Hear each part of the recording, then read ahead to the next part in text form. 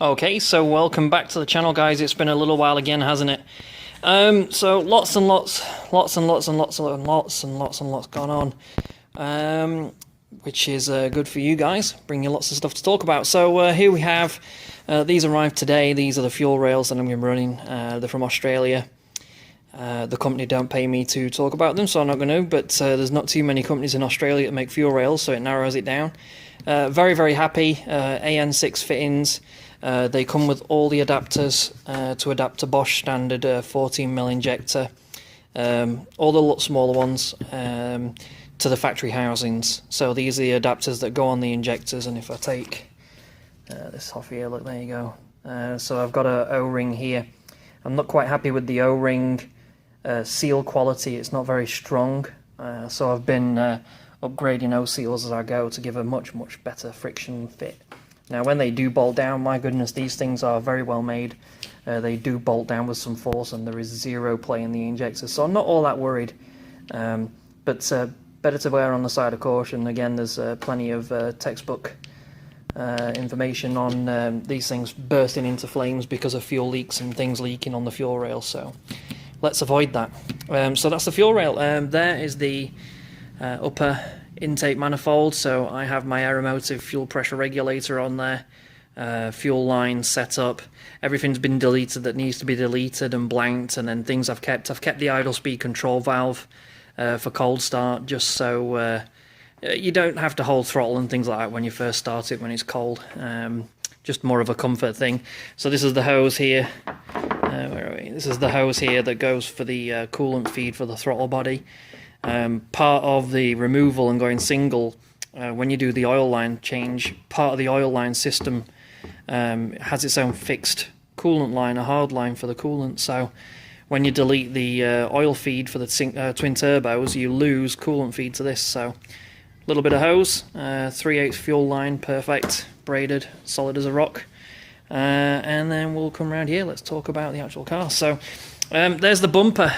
Currently sanded, looking for highs and lows, trying to get it smooth, ready for some vinyl. I've got to get the lights out the original bumper. She looks a mess right now, but believe me, it's all part and parcel of the process. So we can feel different things going on in this right now. There's a high there, but overall very good, very happy with it, even though it's filth right now because I've been sanding it. And then on to this, the important stuff. So as you can see, the V-mount is in. A lot of aluminum box sections been made. Clamps in, the actual brackets have been made up as well to actually support this and keep it all nice and solid. To all you guys out there who asked about the idler tensioner, pulley, I've actually got a production run coming of 5 spline high RPM pulleys to match the bracket that I've manufactured. So this is currently a 6 spline. You can see there's a very small gap there of 1 tooth. Now it doesn't bother me any, and the cost saving was monumental, but the perfectionist in me came out, I guess, and it was just bugging me, so I actually had a manufacturer make a batch of bearing high RPM pulleys. So as soon as I get them in, everybody that's expressed interest in buying one of these kits, you absolutely will get one that matches the belt perfectly, and it will come with a belt as well. So it'll be a direct bolt-on kit for a ton cheaper than everybody else. So harness, so there you go, look, electrical harness stuff.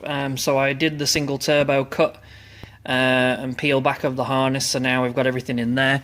The other day actually, my connectors came for the Bosch injectors. These are EV1 part number connectors. So these had to be soldered and I guess re-loomed into the harness here. So that's all done now. Other things, I've got the downpipe in. What else? Wide bands in. We've got the MAC valve there. I literally did that a minute ago, so we're going to have some kind of boost control going to the Adaptronic ECU. The wastegate, which of course you can't see, is sat currently down there in the depths. So what are we waiting for right now? I'm waiting for some really cool push fit connectors. So they go on here. So this is your fuel feed and your fuel return for your fuel lines for your primary and secondary fuel rails. So I've got some connectors that go on here. They lock down with like a, I guess a brass fitting, friction lock down, and it's good to like over 125 psi, which is more than I'll ever run. So they bolt onto there, and then it gives you an AN fitting, which is really, really cool because it means I can then connect my factory lines straight to the Aeromotive lines. So that's absolutely awesome. So this is the braided feed here for the oil feed. It is massively long. It does not need to be that long. But the kit that came with, for some reason, came with this hunking great big feed, but whatever, it works. Actually, do you know what? That was actually a bit of a pain in the butt. If we can get to it. Yeah, the actual banjo bolt, I wasn't happy with how many threads actually went into the actual turbo for the feed, but I was happy with the restrictor. So what I've done is I've ended up actually having to shave down the actual banjo bolt and take a millimeter or two, so you can see now the top surface of this is actually nice and flat. So originally that was curved, and I had to take maybe 2 millimeters off top and bottom, and what it did was it gave me an extra 4 threads. And coming from an aircraft background, we talk a lot about safety and thread safety and what's in safety and what's not. And that definitely for me wasn't enough meat biting down into that turbo for something so important. Worst case scenario, everything dies and blows up. Best case scenario, if that was to fail, was that your engine looks absolutely horrific, sprayed in high pressure oil absolutely everywhere, and all this fancy schmancy polishing that we've done would be absolutely for nothing.